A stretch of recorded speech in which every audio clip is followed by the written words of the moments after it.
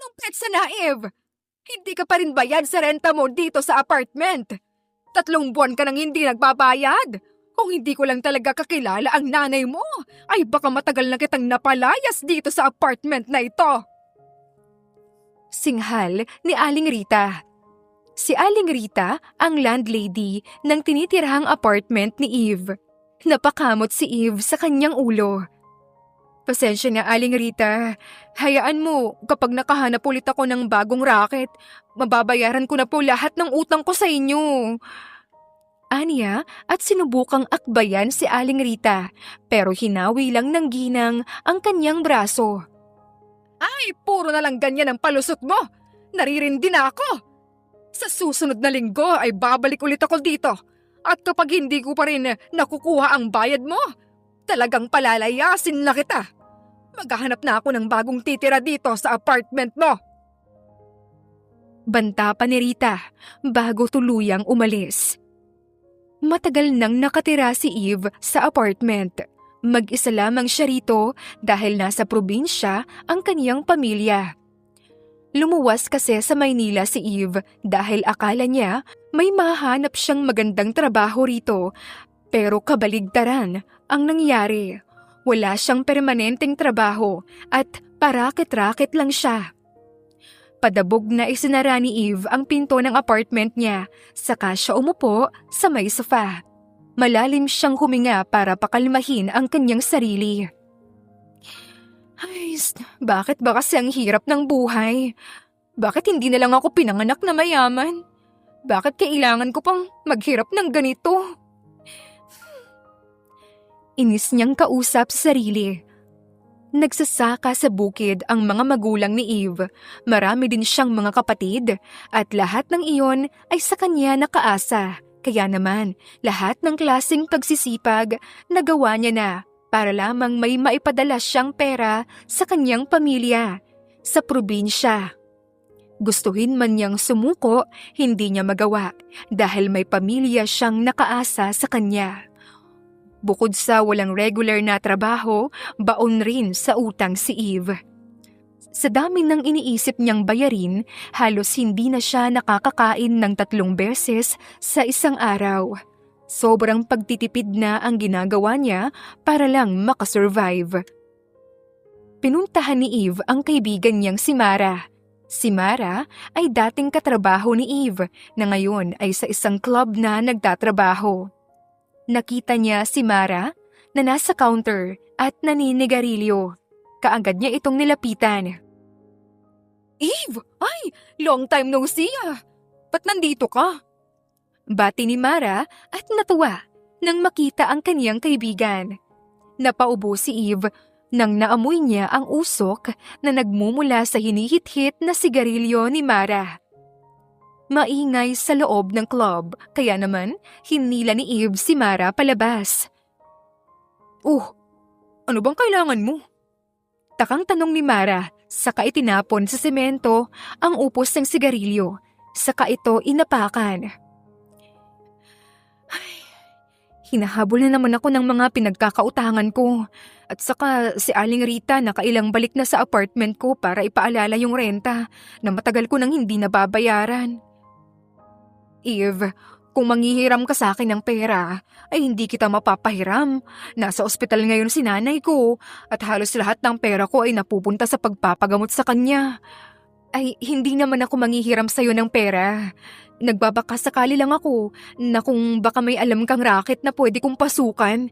Nangangailangan lang kasi talaga ako ngayon ng pera eh. At ikaw lang yung naisip kong lapitan. Total marami ka namang kakilala. Eve, mali ka ata ng nilapitan. Alam mo naman kung anong klaseng trabaho ang meron ako, di ba? Napalunok si Eve. Bale, may hiring naman dito sa club. Naghahanap ng dagdag na waitress. Kung game ka pwede kong kausapin ng boss ko para ipasok ka. Kaso kahit waitress lang yung trabaho mo dito, ay hindi pa rin maiwasang may bumastos sa'yo rito. Kakayanin mo ba yun? Magkano ba yung sweldo? 500 a day. Pero mas lalaki pa yan kapag may nagbigay sa'yo ng tip.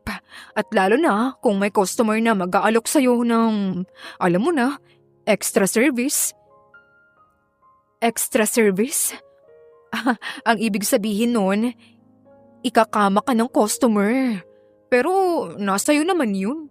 Kung papayag ka, kapag nag-extra service ka, ay mas malaki ang kikitain mo. Ikakama? Tinapik ni Mara ang balikat ni Eve. Ano, game ka pa ba? Kasi kung tatanggapin mo ang trabahong inalok ko, kakausapin ko agad yung boss ko ngayon din. Pikit matang tumango si Eve. Sige, tatanggapin ko, Mara. Ipasok mo ako sa trabahong yan. Sige, babalitaan na lang kita bukas. Ani Mara at bumalik na sa loob ng club. Napasandal si Eve sa pader at napayuko na lamang. Tama ba itong gagawin ko?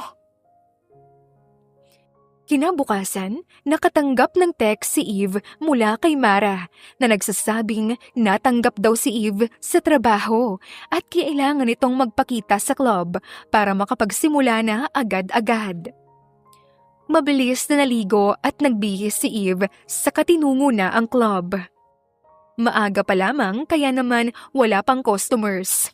Nadatnan niya ang mga waitress na naglilinis ng mga mesa. Eve! Dito! Tawag ni Mara. At kinawayan si Eve. Lumapit naman sa kanya si Eve. Hinila siya ni Mara papasok sa isang silid. Ang silid na ito ay opisina ni Boss Gary. Siya ang may-ari ng club. Panot, may bigote, malaki ang tiyan at may edad na. Naninigarilyo pa ito, kaya nakailang ubo si Eve. Hindi kasi talaga gusto ni Eve ang amoy ng sigarilyo.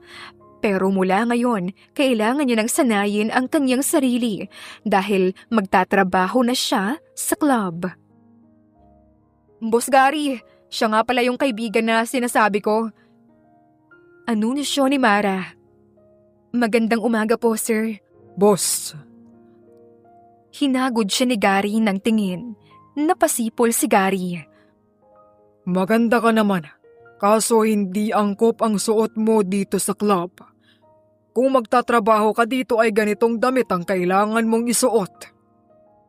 Ani Gary, saka naglapag ng damit sa mesa. Dinampot naman iyon ni Eve at tiningnan. Nanlaki ang kanyang mga mata.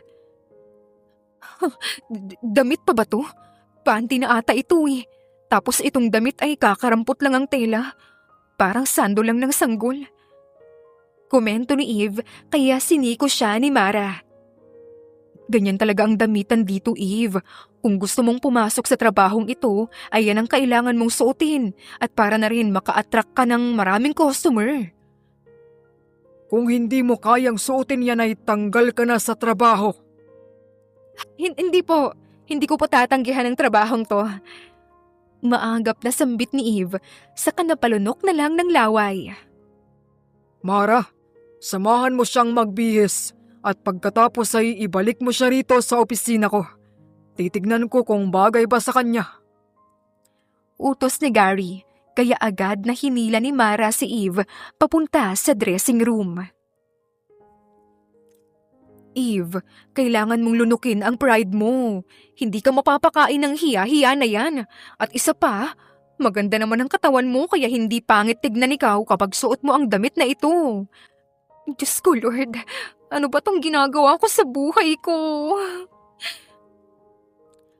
Pagkatapos magbihis ni Eve, bumalik siya sa opisina ni Gary. Hindi niya nakasama ngayon si Mara kasi may ginagawa na ito. Napasipol si Gary ng paulit-ulit habang hinahagod ng tingin si Eve. Ang kinis mo. Ani Gary at halos tumulo na ang laway kakatitig sa katawan ni Eve. Niyakap naman ni Eve ang sarili niya. Halika rito, Eve. Pero hindi lumapit sa kanya si Eve. Tumayo si Gary at siya na mismo ang lumapit kay Eve. Humaplos ang kamay ni Gary sa braso at leeg ng dalaga. Inamoy-amoy pa nito si Eve. Paniguradong maraming customers ang magkakandara pa kapag nakita ka nila. Mahinang saad ni Gary. Napaatras naman si Eve. Bagay na bagay sa'yo, Eve. Ang sexy mo. Ani Gary at takmang hahalikan niya si Eve pero bumukas ang pinto at pumasok si Mara. So, kumusta na, boss? Tanggap na po ba ang kaibigan ko? Pasado ba sa taste mo? Pasadong pasado. Nakangising sagot ni Gary at bumalik na sa upuan niya. Hinila ni Eve si Mara palabas. Oh, Eve, ayos ka lang? Bakit parang namumutla ka? May ginawa bang masama sa'yo si Boss Gary? Sinubukan niya akong halikan, Mara. Ay, ganyan din si Boss sa akin nung kakapasok ko pa lang dito sa club. Mag-iingat ka sa kanya, Eve. Tumango si Eve at tumulong na sa paglilinis ng club. Maganda naman ang naging simula ng trabaho ni Eve kahit na medyo hindi pa rin siya komportable sa suot niya. Maraming customers ang dumating at marami ring nagnanakaw ng tingin kay Eve. Miss, pa-order nga ng beer. 2 beer. Sagot ng isang lalaking customer. Sige po, sir. Pakihintay na lang po. Pwedeng mahingi ang number mo? Single ka ba? Tanong ng lalaki. Ngumiti lang si Eve at hindi na nag-abala pang sagutin ang tanong niya. Ginawa na lamang niya ang kanyang trabaho. Dumaan ang ilang linggo. Hindi pa rin sapat para kay Eve ang kinikita niya. May kalakihan naman ang sinasahod niya. Pero sa laki ng utang niya, hindi pa sapat ang perang nakukuha niya. Siya ang nagpapaaral sa mga kapatid niya, kaya naman, kinukulang pa rin ang kanyang pera. Eve, may sakit ang tatay mo. Luluwas kami sa bayan. May ospital naman doon at ipapatingin ko siya. Sana nga lang ay hindi ganoon kalala. Ilang araw na siyang nahihilo at nangihina. Malungkot na ibinalita ng nanay ni Eve noong nagkausap sila sa telepono. Ipa-check up mo si Tatay, Nay. Ako na po ang bahala sa gagastusin niyo sa ospital. Pero sana hindi sobrang laki. Eve! Tinatawag ka ni boss! Sigaw ni Mara. Tinapos na ni Eve ang tawag sa kamabilis ng naglakad sa opisina ni Gary. Boss, may kailangan ka po? Hindi ko pa hihintulutan na bumali ka ng sweldo. Kasi kabibigay ko lang ng sweldo mo nung nakaraang linggo, Eve. Pero, boss, kailangan ko po talaga ng pera. Hindi ko naman po kayo tatakasan eh. At saka, mas gagalingan ko po sa trabaho. Hayaan mo lang akong bumali ngayon, boss. Marami kasing gastusin sa school, ang mga kapatid ko. Tapos si tatay naman hindi muna makakapagsaka. Kasi may sakit po siya, kaya kinakailangan niyang madala sa ospital. Hahayaan kitang bumali, ngunit sa isang kondisyon. Kondisyon po? Anong kondisyon yan? Kahit ano pa yan, boss, hindi ko yan naatrasan. Basta po para sa pamilya ko. Gusto kitang makasiping ng isang gabi. Bilang kapalit, bibigyan kita ng maraming pera para sa pamilya mo. Babayaran ko rin ang lahat ng utang mo at ako rin ang sasagot sa pagpapa-ospital sa tatay mo. Boss, hindi po ako bayarang babae. Hindi po ako ganyang klaseng babae. Take it or leave it, Eve. Nasa sayo naman yan eh. Kung gusto mong magkaroon ng pera, hayaan mo kung makasiping ka ng isang gabi. Isang gabi lang naman, Eve. Pagkatapos ng pag-uusap ni Gary at Eve, hindi na makapag-focus si Eve sa kanyang trabaho. Ilang beses siyang nakabasag ng baso at may customer din na natapunan niya ng beer. Hinila siya ni Mara sa isang sulok. Napapansin kasi ni Mara ang pagiging tuliro ni Eve, kaya mas minabuti niyang kausapin na lang ito. Eve, ayos ka lang ba? Ano ba ang nangyayari sa'yo? Ang dami mong kapalpakan ngayong araw. Pasensya ka na, Mara. Ano ba kasi ang problema? Pagkatapos mong kausapin si Boss Gary, bigla ka na lang naging wala sa sarili mo. May ginawa bang masama sa'yo si Boss Eve? Wala. Eh bakit ka nagkakaganyan? Wala siyang ginawang masama. Pero may ini-offer siya sa akin. Mara, offer? Anong offer naman? Handa siyang bayaran ang lahat ng pinagkakautangan ko. At tutulong rin siya sa pagpapagamot sa tatay ko. Bibigyan niya ako ng pera. Talaga? Ang galante naman pala ni boss. Eh di ba dapat masaya ka doon? Kasi matatapos na rin ang mga problema mo. Pero ang kapalit nun ay... Katawan mo? Puri mo? Maganda yung offer ni boss. Pero Eve, handa ka ba? Handa ka bang isuko ang sarili mo sa panot na yun? Este ba kay boss? Alam mo, pwede kang pumayag at pwede ring hindi. Ano ba ang desisyon mo? Hindi sumagot si Eve. Pagkatapos ng trabaho, dumiretso si Eve pauwi sa apartment niya. Hihilata na sana siya sa kama pero biglang tumunog ang cellphone niya at tumatawag si Gary. Dumagundong ang kaba sa dibdib ni Eve. Sinagot niya ang tawag. Eve, napag-isipan mo na ba? Kung pumapayag ka na pumunta ka ngayong gabi sa address na isisend ko sa'yo. Ani Gary at tinapos na ang tawag. Ilang segundo lang nakatanggap si Eve ng text mula kay Gary. Address iyon na kailangang puntahan ni Eve kung sakaling papayag siya sa alok nito. Alam ni Eve na mali, hindi niya dapat gawin. Ngunit sa dami at laki ng problema niya, wala na siyang naiisip na ibang paraan para mabilis siyang kumita ng pera.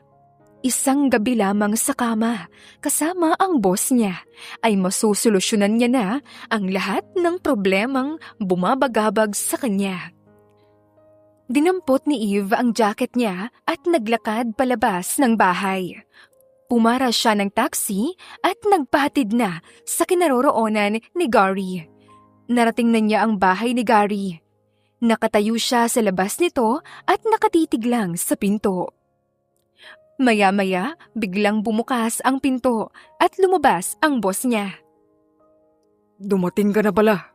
Bakit hindi ka man lang nagsabi? Ani Gary at naglakad papalapit kay Eve. Boss. Pumasok ka na sa loob. Maligo ka. Magkuskus at magsabon ka ng mabuti. Pagkatapos ay umakyat ka sa kwarto ko. Isuot mo yung pulang damit na inihanda ko para sa'yo. Saad ni Gary, tinalikuran na niya si Eve. Sinunod naman ni Eve ang mga sinabi ni Gary. Tapos na siyang maligo at suot-suot niya ngayon ang dress na binigay ni Gary. Napaka-iksi nito at kaunting galaw lang, lilitaw na ang buo niyang kaluluwa. Tinitigan ni Eve ang sariling refleksyon sa salamin. Eve, bakit ang tagal mo? Dinig niyang sigaw ni Gary. Natatarantang pumanhik si Eve sa silid ng boss niya. Napakaganda mo talaga, Eve. Sabik na sabik ako sa'yo. Salamat at binigyan mo ako ng pagkakataon na makasama ka ngayong gabi. Si Eve mismo ang nagpunta sa bahay ni Gary. Pumayag siyang makasiping ito, ngunit habang may nangyayari sa kanila, puro lamang hikbi at dasal si Eve. Hindi na siya nanlaban dahil unang-una ginawa naman niya ito para sa kanyang pamilya, para masolusyonan ang lahat ng problema niya. Tiniis niya ang lahat ng ginagawa sa kanya ni Gary. Pagkatapos ng gabing iyon, umuwi na si Eve sa apartment niya. Hawak-hawak niya ang tsekeng binigay ni Gary. Bago natulog si Eve, muli siyang naligo. Halos maubos niya na ang isang sabon kakakuskus sa kanyang katawan. Pagkatapos nun, pagod niyang ibinagsak ang kanyang sarili sa kama at muling napahikbi. Huli na para pagsisihan pa niya ang mga naging desisyon niya. Pagkatapos ng nangyari, hindi na nagpakita pa si Eve sa club. Ayaw niyang makitang muli ang boss niya. Umuwi siya sa kanilang probinsya para makasama ang kaniyang pamilya. Wow! Ang dami mo namang dala, Ate Eve! Masayang sabi ng kanyang kapatid. Inilapag ni Eve sa mesa ang mga dala niyang pasalubong para sa kanyang pamilya. Uy, ang ganda naman itong dress, ate! Tipid na ngumiti si Eve.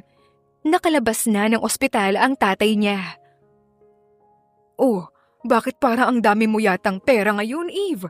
Sa pagkakaalam ko ay kaunti lang ang sinasahod mo. Napalunok si Eve at muli na namang naalala kung paano niya ibinenta ang sarili niya sa boss niya. Huwag mo nang isipin yan.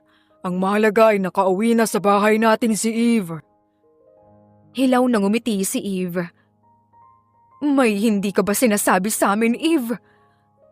Nay, kainin niyo na itong dala kong cake. Masarap to. Eve, wala po akong nililihim sa inyo, Nay. Nanatili muna si Eve ng ilang linggo sa probinsya nila bago niya napagdesisyonang bumalik sa Maynila para maghanap ng bagong trabaho. May natira pa naman sa pera niya, pero hindi siya mapakali kapag wala siyang ginagawang trabaho. At saka may natira pang pera, pero kunti na lang. Nakahanap ng trabaho si Eve bilang janitress sa isang kumpanyang kakabukas pa lamang. Konti ang sahod pero ang mahalaga, may trabaho pa rin siya. Eve, kamusta? Nakasalubong niya sa palengke si Mara. Ayos naman ako. Bakit naman hindi ka na bumalik sa club? At saka bakit naman hindi na kita makakontak? Nagpalit na ako ng number at saka nag-resign na ako sa club. Dahil ba kay Boss Gary, ayaw mong tanggapin yung offer niya? Alam mo, kahit pa gaano kaganda yung offer niya, mas mabuti pa rin hindi mo yun tanggapin. Huwag mong isusuko ang sarili mo sa kalbong yun. Maraming babae na ang ikinama nun. Akala mo naman kung sinong gwapo. Ang tingin niya ata sa lahat ng babae bayaran. Mabuti na lang at hindi mo pinatulan ang alok niyang tulong sa'yo. Parang may bumara sa lalamunan ni Eve. Walang kaalam-alam ang kaibigan niya na tinanggap niya ang offer na tulong ni Gary. Wala rin namang balak si Eve na ipaalam ito sa iba kasi nahihiya siya sa nagawa niya. Siyempre hindi. Hindi ko talaga tatanggapin yung offer niya, no? Siya mabuti naman. Mauuna na ako sa'yo, Eva. Baka kasi may masermonan pa ako ni nanay. Kanina pa niya inuutos sa akin tong mga pusit na to. Bye! Paalam ni Mara at nagmamadali ng umalis. Sakalang nakahinga ng maluwag si Eve nung nawala na sa kanyang paningin si Mara. Isang umaga, bigla na lamang nagsusuka si Eve. Sobrang sakit na ng lalamunan niya, kakasuka. May nakain ba akong panis? Tanong niya at pilit na inaalala kung ano ang mga pagkaing kinain niya kagabi. Sobrang sama ng kaniyang pakiramdam. Napaupo siya sa sahig habang nakahawak sa kanyang tiyan. Ang sama talaga ng pakiramdam ko. Lumabas na si Eve sa banyo saka nagtungo sa sala. Nakita niya ang kalendaryo. Nalaglag ang kanyang panga nang makita kung ano na ang petsa. September 26 na pala. Teka, September na pero hindi pa rin ako dinadatnan. 2 buwan na akong hindi dinadatnan na. Hinaplos niya ang kanyang puson. Ano kaya ang nangyayari? Bakit ba hindi pa rin ako dinadatnan hanggang ngayon? Teka, hindi pwede. Hindi to pwede. Naiiling niyang sambit. Mariin niyang naikuyom ang kanyang kamao. Hindi ako pwedeng mabuntis ng lalaking yun. Paano to nangyari? Bakit? Nanginginig na ang mga kamay niya at nangingilid na rin ang kaniyang mga luha. Inis niyang sinipa ang mga cabinet. ngunit nasaktan lang siya. Sa pagkakaalala niya, gumamit naman sila ng proteksyon noong gabing yun, kaya hindi siya makapaniwalang nabuntis siya ng boss niya. Naku, hindi to pwedeng mangyari. Hindi ako buntis. Hindi pwede. Isa lang ang paraan para malaman niya ang totoo. Bumili siya ng 3 pregnancy test at sabay-sabay niya itong ginamit. Ngunit noong nakita niya ang resulta, napatulala na lamang siya. Nabitawan niya ang pregnancy test at napaupo na lang sa sahig. Hindi na niya napigilang umiyak.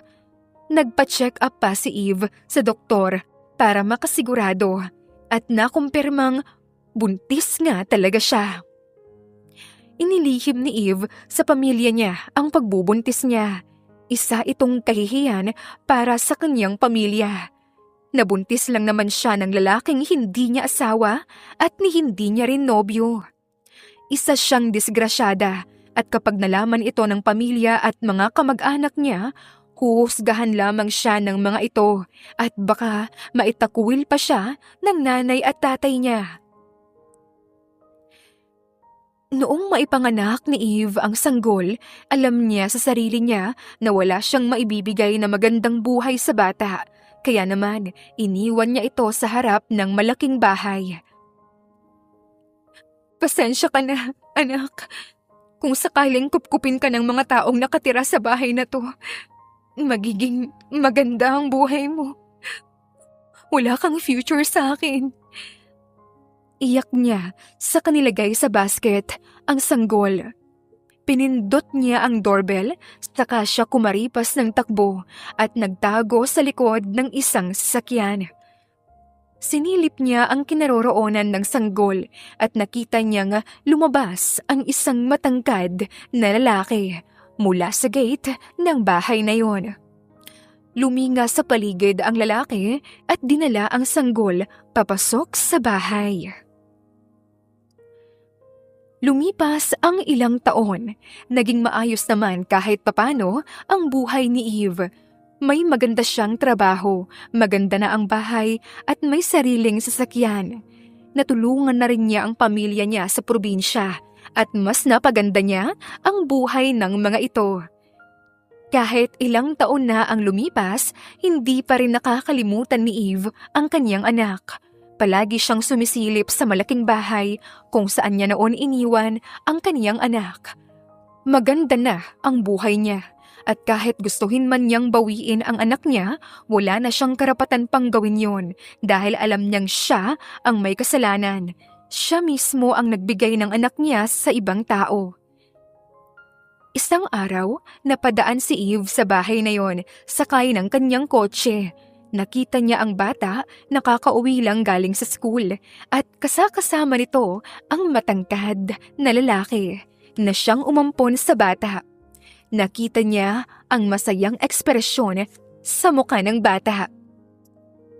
Siguro, kahit papano, hindi naging ganoon kasama ang desisyon ko. May mga taong nag-alaga sa kanya. May taong mas nag-alaga at nagpahalaga sa kanya. Nasa mabuting kamay siya. Aniya saka pinaharurot ang kanyang kotse. Gusto ni Eve na mapalapit sa anak niya. Gusto niya itong makasama kahit na hindi na siya nito kilalanin pang ina. At para mangyari yon ay nag-apply siya bilang sekretarya ng lalaking umampon sa bata. Ang lalaking umampon sa anak niya ay si Brian Olivares, isang mayamang negosyante na nagmamay-ari ng maraming kumpanya sa loob at labas ng bansa.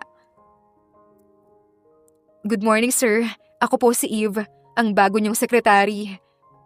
Pagpapakilala niya, sa kanginitian si Brian.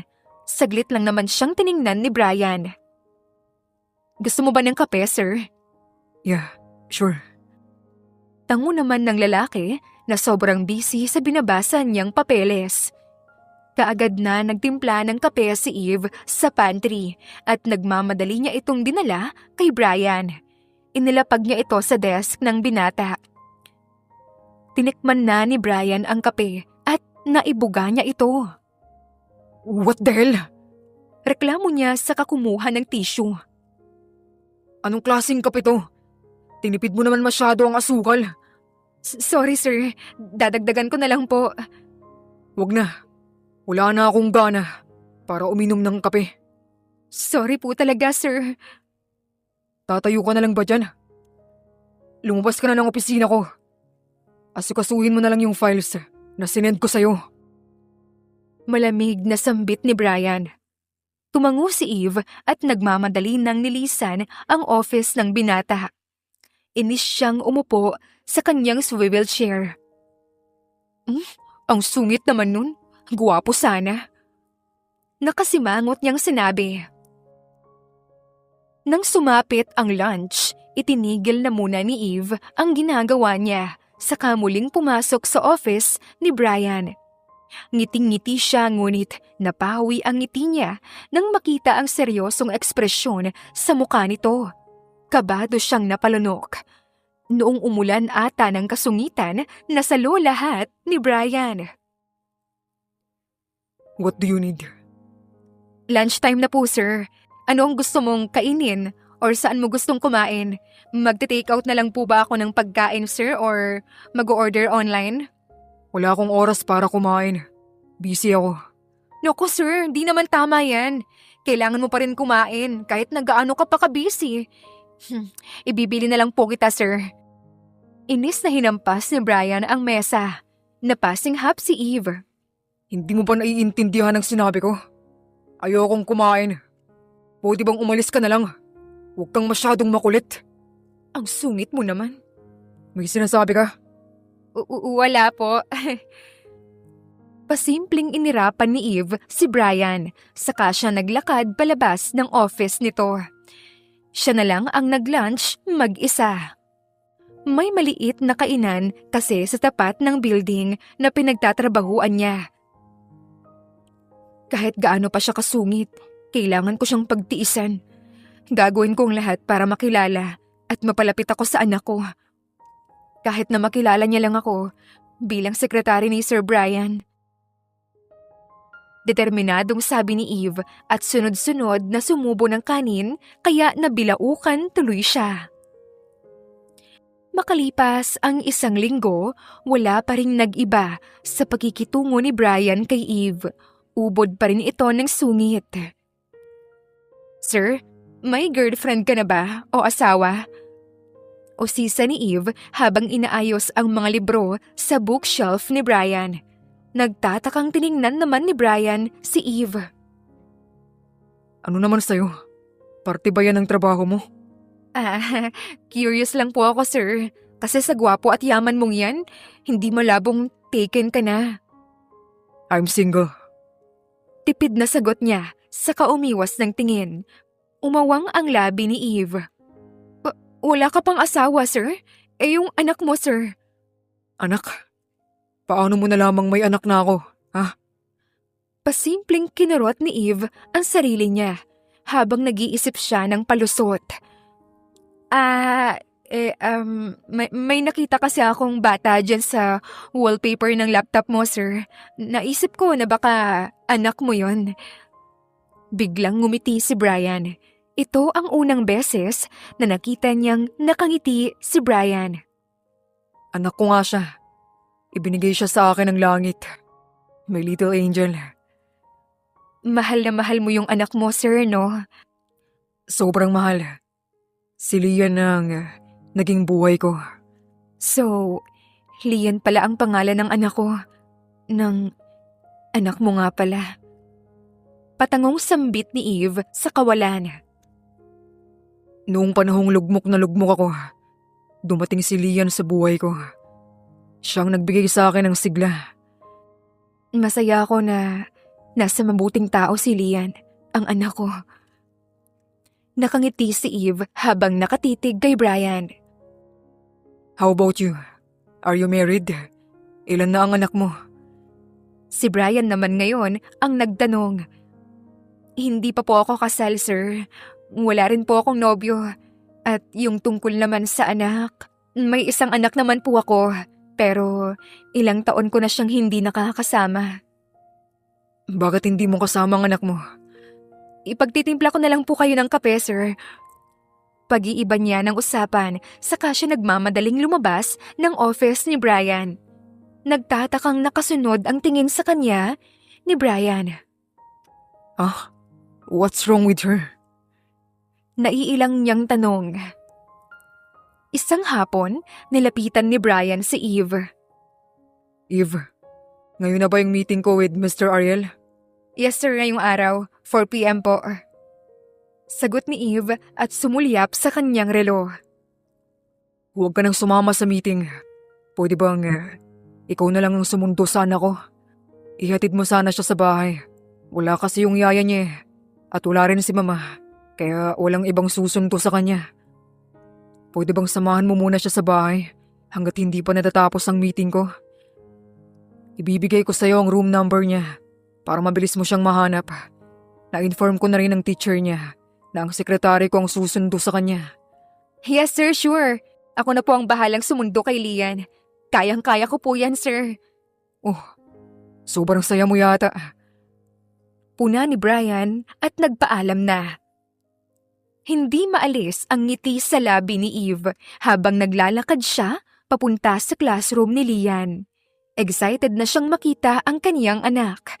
Ito ang unang beses na makakalapit siya sa kanyang anak at may chance pa siyang makausap at makakwentuhan ito. Narating na niya ang classroom ni Lian. Magandang hapon po. Ako po ang susundo kay Lian ngayong hapon. Ako po si Eve. Sekretary po ako ng daddy ni Lian.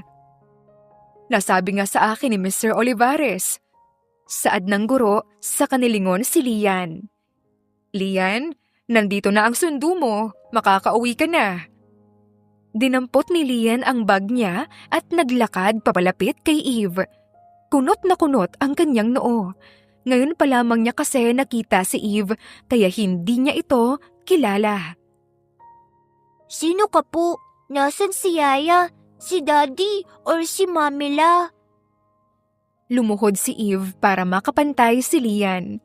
Naluluha niyang hinaplos ang buhok ng bata. Bakit ka po naiiyak? Di naman po kita inaaway ah.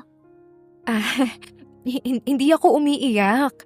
Masaya lang ako na makita ka. Ha? Bakit ka po masaya? Sino ka nga po ulit? Di po kasi kita kilala eh. Ang sabi ni Daddy, wag daw akong sasama sa strangers. You are a stranger to me.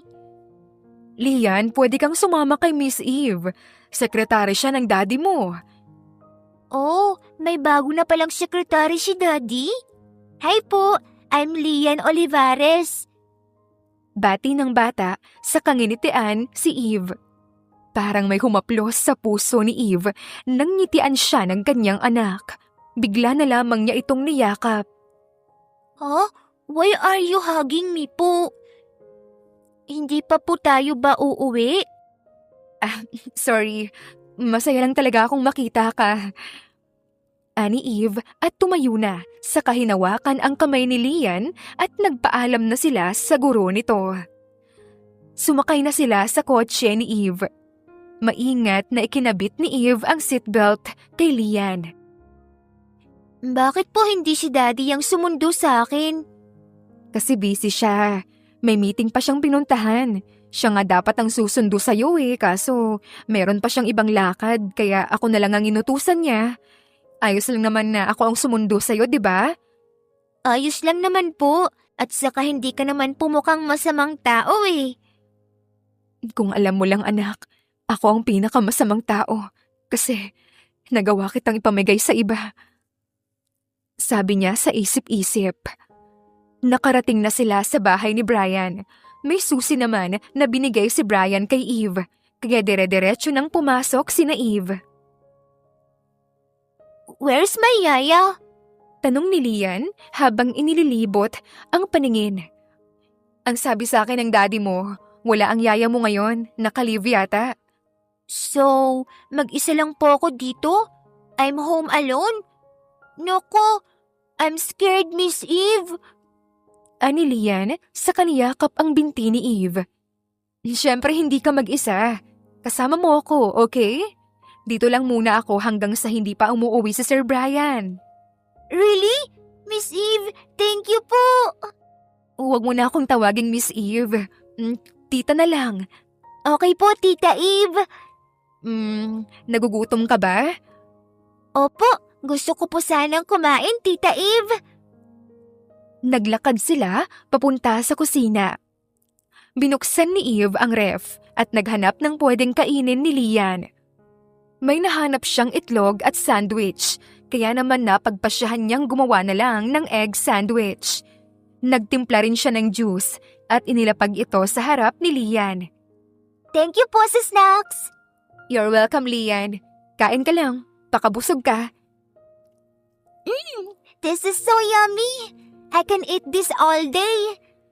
Itlog lang naman yan Pero salamat dahil na-appreciate mo. Next time kapag nagkita tayo, gagawhan kita ng turon. Masarap na merienda yun.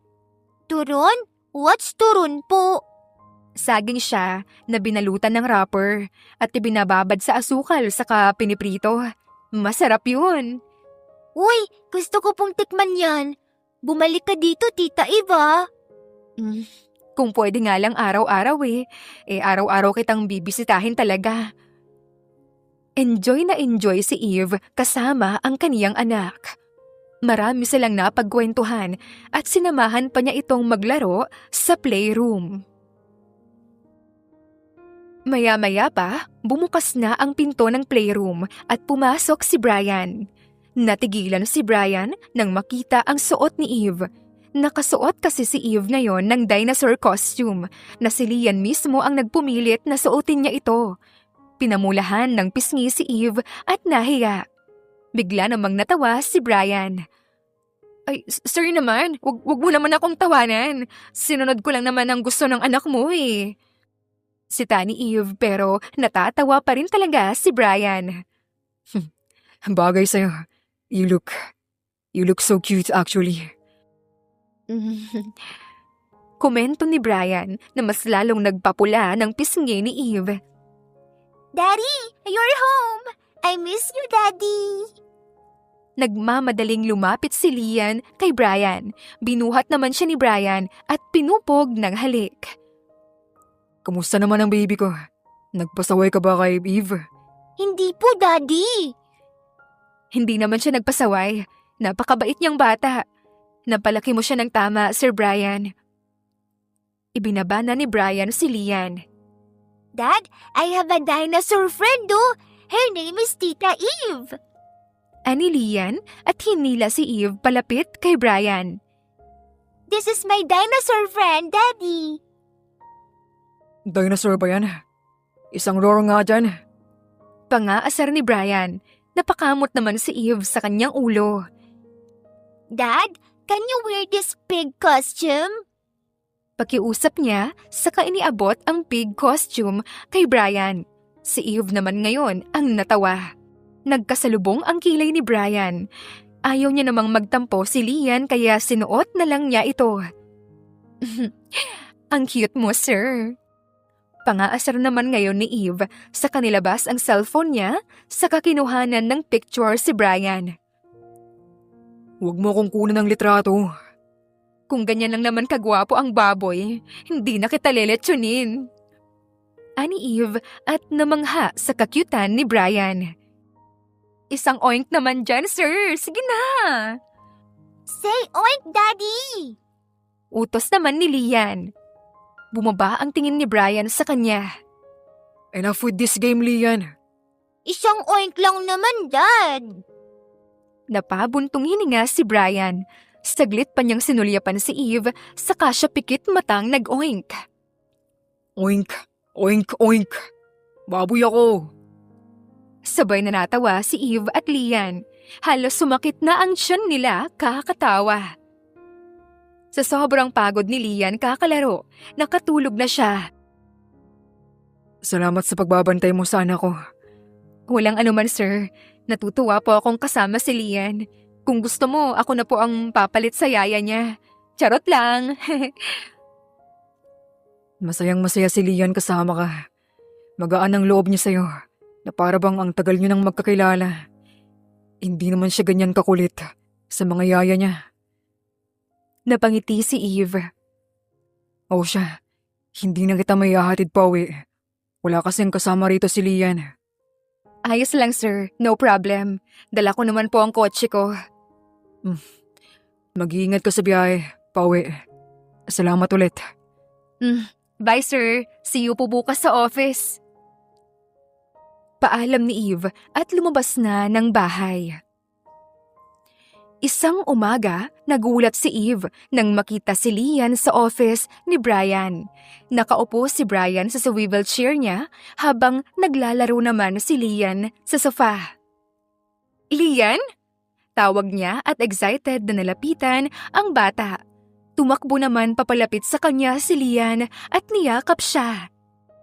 Hi, Tita Eve! Nice meeting you po ulit! Oh, ba't nandito ka naman ha? Isinama ko na. Wala pa rin yung yaya niya. Iiwanan ko sana siya kay mama. Kaso, hindi pa rin siya umuwi din.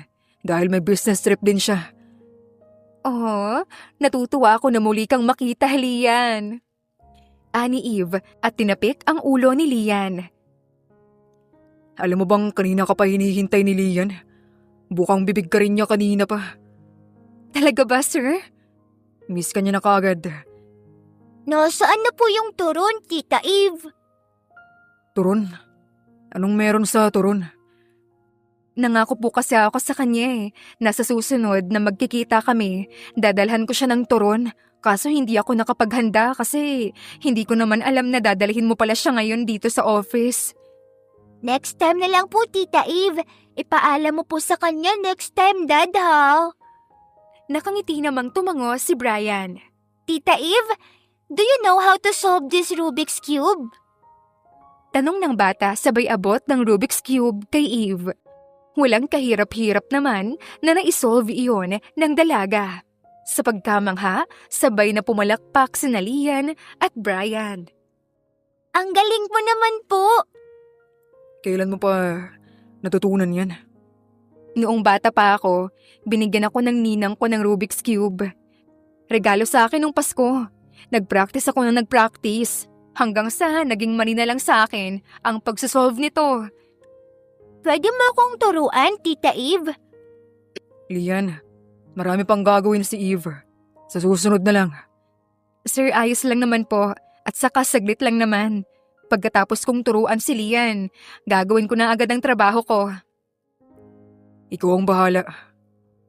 Nakangiti si Brian habang pinagmamasdan si Eve at si Lian na naglalaro ng Rubik's Cube.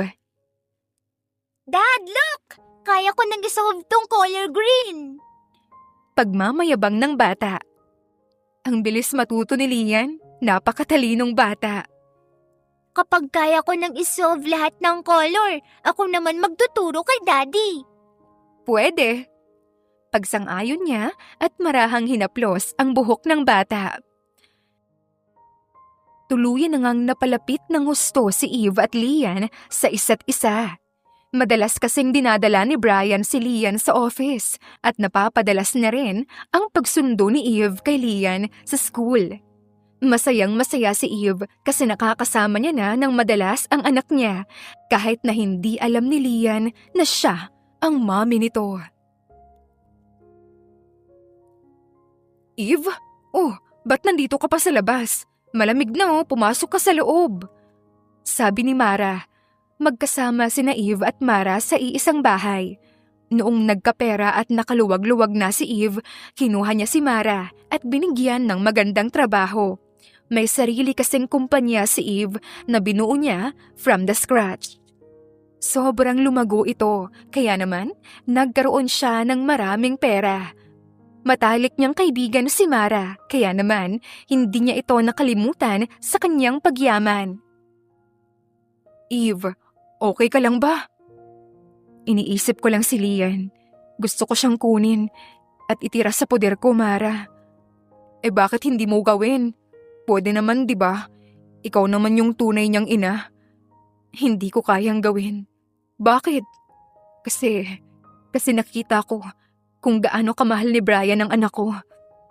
At nasabi sa akin ni Brian na si Lian yung nagbigay sa kanya ng sigla. Hindi ko naman pwedeng basta nalang kunin si Lian mula sa kanya. Kasi ako naman yung may kasalanan. Ako yung nang iwan kay Lian sa kanya. Ano kaya kung sabihin mo na lang kay Brian ang totoo? Baka maintindihan ka niya. Hindi pwede. Hindi pa sa ngayon. Alam mo, wag mo munang problemahin yan. Ang unahin mo yung pamilya mo. Hanggang ngayon, hindi mo pa rin nasasabi sa kanila na nagkaanak ka na few years ago. Napahilot na lang si Eve sa kanyang sentido. Nasabi na niya kay Mara ang lahat, ngunit hindi pa sa pamilya niya. Hindi pa siya handa. Alam niya kasing magagalit ng gusto ang parents niya sa kanya. Inabandona lang naman niya ang anak niya. Malaking pagkakamali ang kanyang nagawa.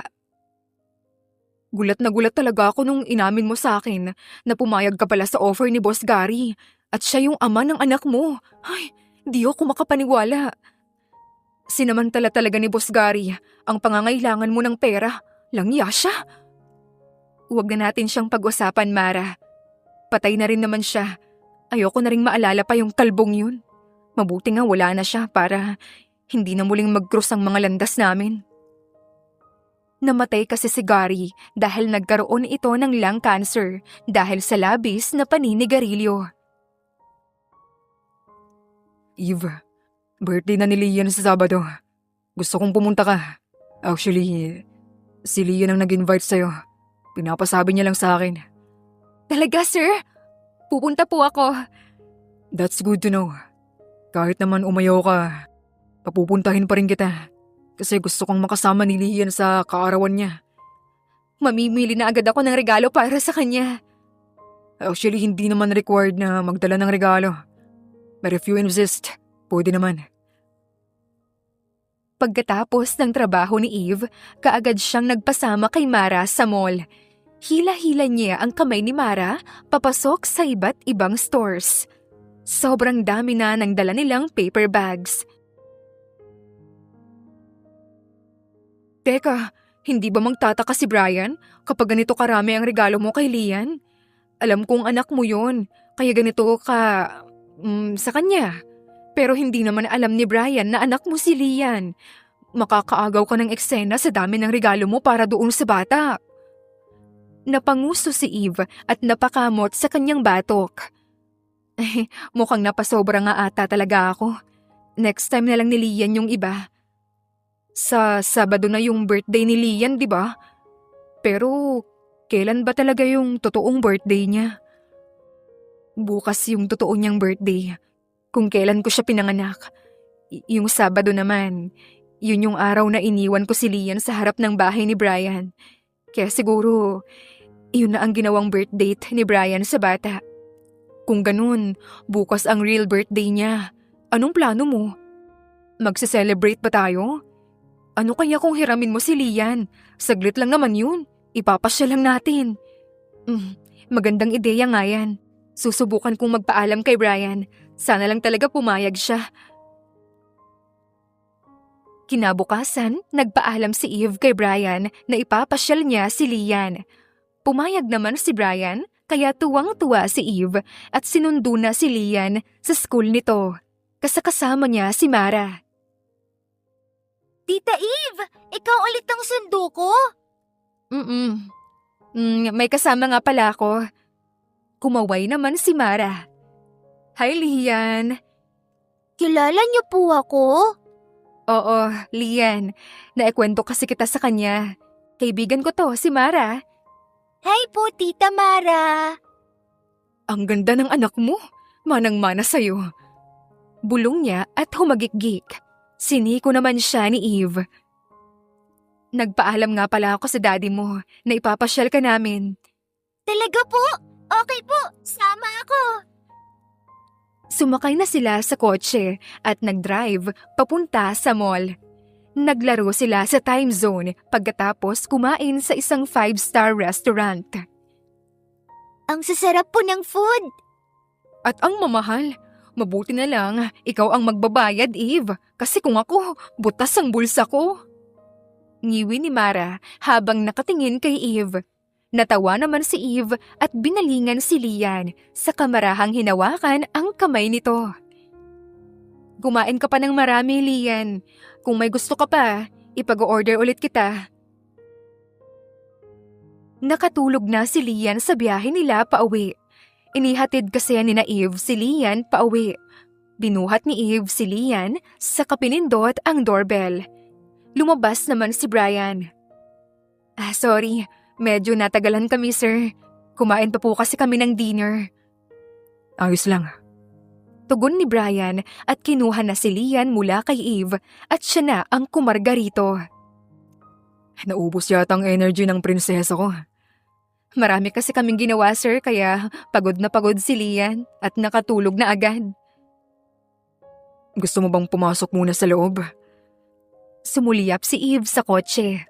Nakangisi si Mara. Pumasok ka sa loob. Okay lang ako dito. Take your time. Sabat ni Mara, kaya pinandilatan siya ng mga mata ni Eve. May kasama ka pala. Pwede naman siyang pumasok din sa loob.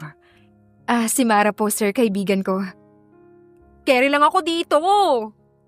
Sigaw muli ni Mara at sinenyasan na si Eve na pumasok sa loob ng bahay ni Brian. Inihatid muna ni Brian si Lian sa loob ng kwarto nito, sa kanya binalikan si Eve sa sala. Salamat dahil inaliw mo si Lian. Wala yun, sir. Ako nga ang dapat na magpasalamat sa iyo kasi pumayag kang isama namin si Lian sa paggala namin. Gusto mo ng kape? Tumango si Eve at naglakad na sila papunta sa kusina. Ako na lang magtitimpla, sir. Ako na. Let me do it. Palagi mo na lang akong pinagtitimplahan ng kape sa office ko. Kaya ako naman ngayon ang magtitimpla ng kape para sa'yo. Walang bayad yan, sir, ha? No sugar? Sir, kaping barako yan, ha? Masyadong mapait kapag hindi nilagyan ng asukal. Mas gusto ko yung matamis na kape. Kapag hindi mo to nilagyan ng asukal, gising ka hanggang sa susunod na linggo. Ayaw mo ba ng ganun?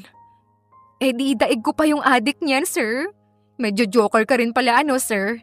Kala ko puro sungit ka lang, eh.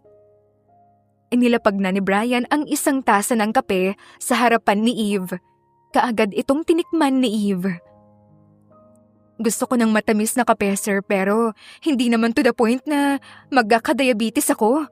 Napakatamis naman ito, sir. Hindi ka pala professional sa pagtitimpla ng kape. Tuturuan kita next time, sir. Kung ayaw mo niyan, itatapon ko na lang. Ipagtitimpla na lang kita ng bago. Akmang aagawin na ni Brian ang tasa pero agad itong iniwas ni Eve. Okay na ito, sir. Kahit sobrang tamis, pwede na rin naman. At saka sayang lang kung itatapon mo. Pinag-effortan mo pa man din, natimplahin. Sumapit na ang kaarawan ni Lian. Napakabongga ng party kasi mommy ni Brian ang nagplano at nag-organize nito. She always want the best for her apo. Bit-bit ni Eve ang regalo niya habang hinahanap si Brian. Namataan niya si Brian na may kausap na ginang. Naglakad siya papunta sa kinaroroonan nito. Eve, dumating ka. Kanina ka pa hinihintay ni Lian. Masayang sabi ni Brian. Hinagod ni Brian ng tingin si Eve. Sobrang ganda ni Eve sa suot niyang kulay pula na dress. Yung gandang mapapalingon ka talaga. Who is this woman? Tanong ng ginang na kausap ni Brian. Ang ginang na ito ay ang mami ni Brian na si Bethany. Si Eve ma. Sekretary kong bago. Ilang buwan na siyang nagtatrabaho sa akin. Naglahad ng kamay si Eve. Eve po, ma'am. Ngumiti si Bethany at nagipagkamay sa kanya. Bethany Olivares, mami ni Brian. Tita Eve! Sigaw ni Lian at nagmamadaling tumakbo patungo kay Eve. Nang makalapit, mahigpit niyang niyakap si Eve. Tinupad mo po ang promise mo na pupunta ka sa birthday ko. Siyempre naman, Lian. Basta ikaw. Siya nga pala, may dala akong gift for you. Pero mamaya mo pa ito bubuksan, ha? Ilalagay ko na lang muna doon sa table. Sana magustuhan mo ang regalo ko. A gift for me? Wow! Ang bait mo naman, Tita Eve. Thank you po. Mukhang nakuha mo na ang loob ng apo ko. Close silang dalawa, ma. Magaan ang loob nila sa isa't isa. Parang mag-ina lang. Si Brian ang sumagot. Napalunok si Eve. Hindi parang mag-ina, kundi talagang mag-ina. Sabi ni Eve sa kanyang isipan. Maraming mga bisita, karamihan mga batang kaibigan at kaklase ni Lian.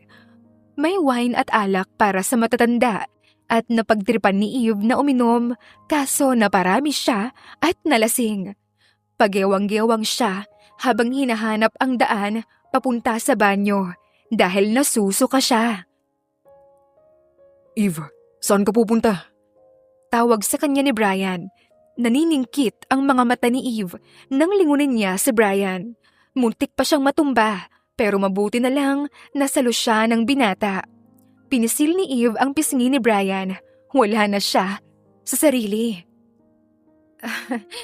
Ang gwapo mo. Tao ka pa ba?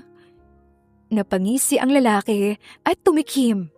Lasing ka na, Eve. Hindi ako lasing. Tipsy lang. Bakit ba kasi naparami ang inom mo? Bakit dalawa ka? Dalawa ka sa paningin ko. May kakambal ka? Heist, nagiging dalawa na ako sa paningin mo. Tapos sasabihin mong hindi ka palasing? Di nga ako lasing. Tipsy lang. Hindi ko alam ang bahay mo. Kaya dadalhin muna kita sa guest room. Magpahinga ka na muna. Tapos pwede ka nang umuwi kapag wala na yung amats mo. Walang kahirap-hirap niyang binuhat si Eve. Is that Tita Eve, Dad? Oo, Lian. Patutulugin ko muna siya sa guest room. Tumango naman si Lian. Maingat na inilapag ni Brian si Eve sa kama. Akmang aalis na sana siya pero bigla siyang hinila ni Eve at siniil ng halik. Gulat na gulat si Brian pero hindi siya nagreklamo. Ang lambot ng lips mo. Masarap din. Sino ka? Tanong ni Eve at tumigil na sa paghalik kay Brian. Nakaawang ang labi ng lalaki. Gulat pa rin sa paghalik sa kanya ni Eve. Kiss me more. Eve, magpahinga ka na lang. Lips to lips tayo. Nakapikit ang kanyang mga mata habang sinasabi yon. Malalim na napabuntong hininga si Brian. Natawa na lamang siya sa kakyutan ni Eve. Ngunit naglaho ang tuwa niya nang biglang naguhubad na ang dalaga sa kanyang harapan. Nataranta si Brian at hindi alam kung ano ang gagawin niya, kaya tumalikod na lang siya. Bakit ka naguhubad, Eve? Ang init. Pakitanggal nga ng dress ko. Hindi ko maabot ang zipper. Hindi pwede. Hubaran mo na ako, please. Naiinitan ako. Magkakasunod na napalunok si Brian. Bumukas ang pinto at pumasok si Bethany. What is happening here? Bakit may hubarang nagaganap? Ma, mali ka nang iniisip. Heist, sa mismong birthday pa talaga ni Lian kayo gumagawa ng milagro. Hindi mo man lang yan pinagpabukas, Brian. Diyos ko kang bata ka, na hindi nyo man lang inilalak ang pinto. Paano kung pumasok bigla si Lian dito at madatnan niyang ginagawa nyo? Ma, hindi ito katulad ng iniisip mo. Lasing na po si Eve, kaya inakyat ko po siya rito sa guest room. Naiinitan siya, kaya gusto niyang ipahubad sa akin ang dress niya. Hindi niya kasi maabot ang zipper. Ganon ba?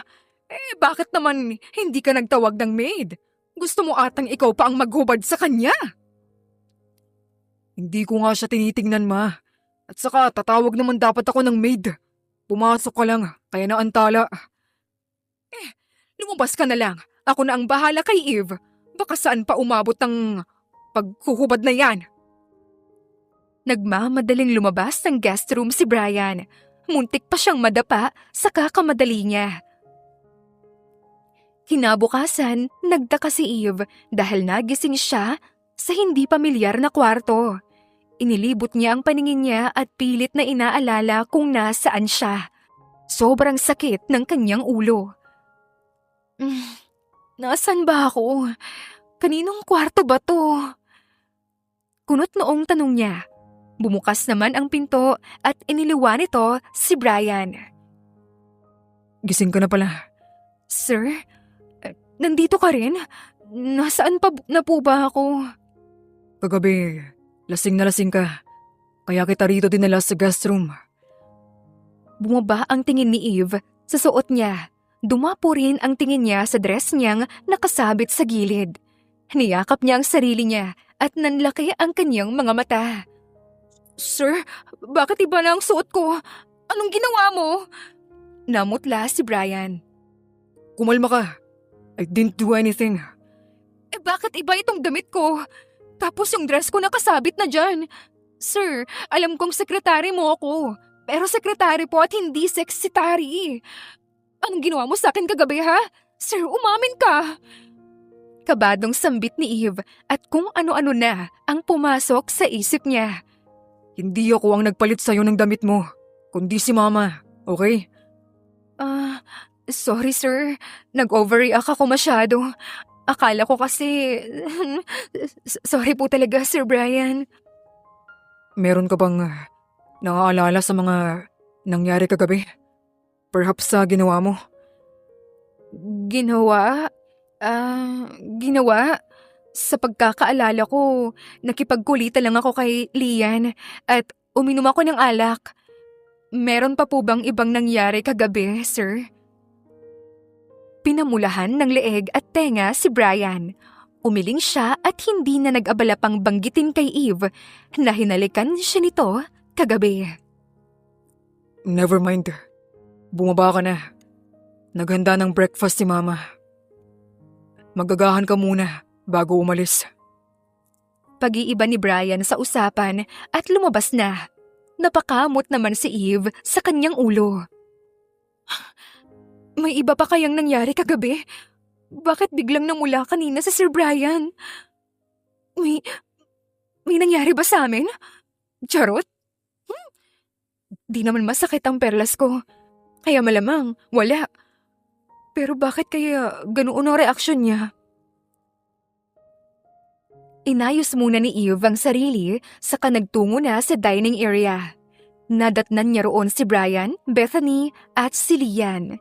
Lahat sila ay hindi pa nagsisimulang kumain dahil gusto nilang hintayin si Eve. Masaya nilang pinagsaluhan ang agahang inihanda ni Bethany. Ihatid na kita pauwi. Hindi na po, sir. Dala ko naman po yung kotse ko kagabi. Hindi naman yun na carnap, di ba? Nariyan lang naman yun. It's still there. So, mauuna na ako, sir. Salamat ulit sa invitation. Mag-ingat ka. Napangiti si Eve at pinamulahan ng pisngi. Sa mga nagdaang araw, linggo at buwan, mas lalong napalapit si Brian at Eve.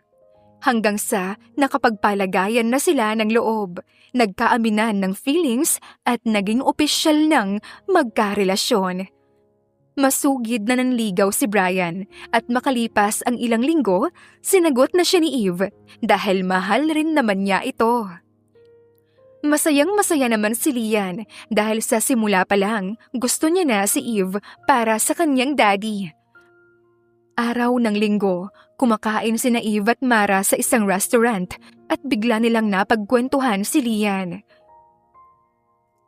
Close na kayo ng anak mo. Nakuha mo na yung loob niya. Wala ka bang balak sabihin sa kanya na ikaw ang nanay niya? Mara, hindi ko alam kung paano ko sasabihin. I left her. Magagalit lang si Lian sa akin kapag nalaman niyang ako ang totoong ina niya. What? Tama ba ang narinig ko, Eve? Ikaw ang totoong nanay ni Lian? Sabat ni Bethany. Gulat na nilingon ni Eve ang ginang. Ma'am Bethany, ano pong ginagawa niyo rito? Tanong niya at namutla habang nakatingin sa ginang. Restaurant ito, kaya syempre nandito ako para kumain. Pero nakita kita kaya lumapit ako. Narinig ko ang pinag-uusapan ninyo at narinig ko rin na sinabi mong ikaw ang nanay ni Lian. Ma'am, magpapaliwanag po ako. Nagsinungaling ka sa apo ko at sa anak ko. All this time, ikaw pala ang tunay na nanay ni Lian. Kaya ka ba pumasok bilang sekretarya ni Brian para mapalapit ka sa kanila? At lalo na sa apo ko? Ang kapal naman ng mukha mo, Eve. Bakit bumalik ka pa? Iniwan mo lang ng walang kamuwang-muwang si Lian. Tapos ngayon babalik ka? Para saan? Kinukuha mo ang loob niya kasi may balak kang kunin siya muli sa amin. Tama ako, di ba? Hindi namin ibibigay sa'yo si Lian kahit ikaw pa ang tunay niyang ina. Kasi hindi ka naman nagpakaina sa kanya. Iniwan mo siya at pinabayaan na mapunta sa ibang tao. Anong klase kang ina? Hinding-hindi mo makukuha sa amin ang apo ko. Ma'am, wala po akong ganyang intensyon. Wala? So, anong ibig sabihin itong pasekreto mo sa amin na tunay mong katauhan? Huwag ka na magpapakita sa apo ko, Eve. At kung pwede lang, umalis ka na rin sa kumpanya ng anak ko. Lumayo ka sa pamilya ko, Eve. Ma'am Bethany, parang awa mo na po. Hindi ko po pwedeng layuan si Lian.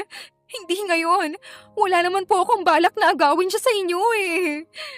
Ayoko nang makita pa ang pagbumukha mo, Eve. Singhal ni Bethany at naglakad na paalis. Kaagad namang niyakap ni Mara ang kaibigan para damayan ito. Walang tigil sa pag-iyak si Eve. Napagpasyahan ni Eve na sundan si Bethany. Sa bahay ni Brian ang destinasyon ng ginang, kaya doon rin napunta ang dalaga. Mabilis na bumaba sa kotse si Eve at sinundan si Bethany papasok ng bahay. Ma'am, nagmamakaawa po ako. Huwag niyo pong ilayo sa akin ang anak ko. At talagang sumunod ka pa dito? Ma, anong nangyayari? Bakit nagsisigawan kayo?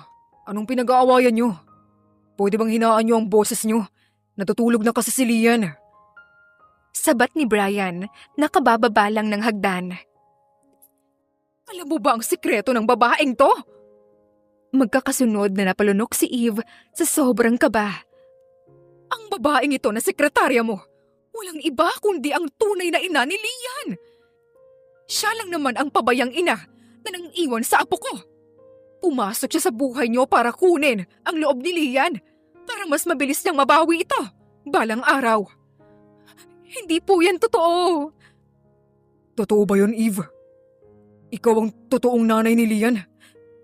Ako nga po pero... Napatili si Eve nang biglang sapakin ni Brian ang pader. Balak mong kunin sa akin ang anak ko? Hindi! Gusto ko lang naman siyang makasama. Lumayas ka na! Sigaw ng ginang at kinaladkad palabas si Eve. Hindi mo makukuha sa amin ang apo ko at hindi ka nababagay sa anak ko. Huwag ka na magpapakita pa rito. Eve! Inilak ni Bethany ang gate. Wala nang nagawa pa si Eve kundi ang umiyak na lang. Umuwi si Eve sa bahay nila at umiyak nang umiyak. Kinabukasan, nagising na lamang si Eve na nakatayo sa harapan niya sina Brian at Lian. Malaki ang ngiti ni Lian at niyakap si Eve kahit nakahiga pa ito sa kama. Kumunot naman ang noo ni Eve at kinurot ang kanyang sarili para siguraduhin na hindi siya nananaginip. Ngunit nasaktan na siya at lahat nasa harapan pa rin niya ang mag-ama. Eve, let's talk. Handa akong makinig sa paliwanag mo. Bumangon si Eve at marahang hinaplos ang buhok ng kanyang anak. Alam na ni Lian ang totoo. Sinabi ko sa kanya. Ipinaliwanag ko sa paraang maiintindihan niya. Nangingilid ang luha ni Eve at niyakap niya ng mahigpit si Lian. I'm sorry. I'm sorry sa nagawa ko. Sorry kung iniwan kita. Tita, Mommy Eve, naiintindihan ko po. At saka matagal ko nang gustong magkaroon ng mommy. At nandito ka na kaya masayang-masaya ako. Hindi rin po ako galit sa inyo kasi ayos lang naman din po na napunta ako kay Daddy kasi mabait siya at mahal niya po ako. Napangiti si Eve. Pinunasan naman ni Brian ang luha niya. Kaya huwag ka nang umiyak dyan, Eve. Salamat, Brian. Nilalaro muna ni Mara si Lian habang nag-uusap ng masinsinan sina Eve at Brian. Magkahawak ang kamay nila habang naglalakad sila paikot sa swimming pool. Sorry sa mga nasabi sa'yo ni Mama. Ayos na yon. Tama rin naman siya. Isa akong pabayang ina. Pero bumabawi ka naman kay Lian. Pero wala talaga akong balak na agawin sa'yo si Lian. Gusto ko lang siyang makasama. Gusto ko lang mapalapit sa kanya. Hindi ko naman siya itatakas o kikidnapin. Pwede ka pa rin namang maging ina sa kanya. Hindi pa huli ang lahat. Kikilalanin kanyang mommy niya mula ngayon. Salamat, Brian. Sobra akong thankful na ikaw ang umampon sa anak ko.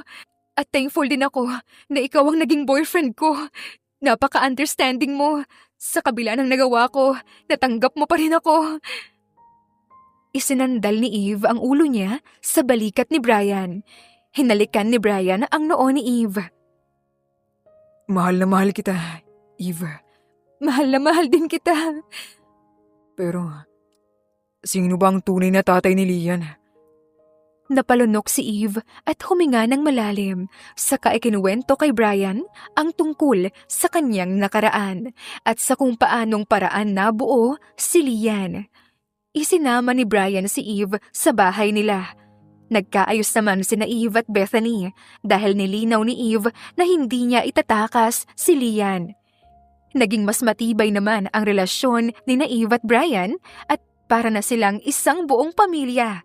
Kaya naman para maging isang buong pamilya na talaga sila, pinakasalan ni Brian si Eve at masaya silang nagsama sa iisang bubong kasama si Lian.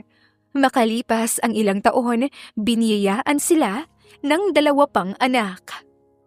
Wakas!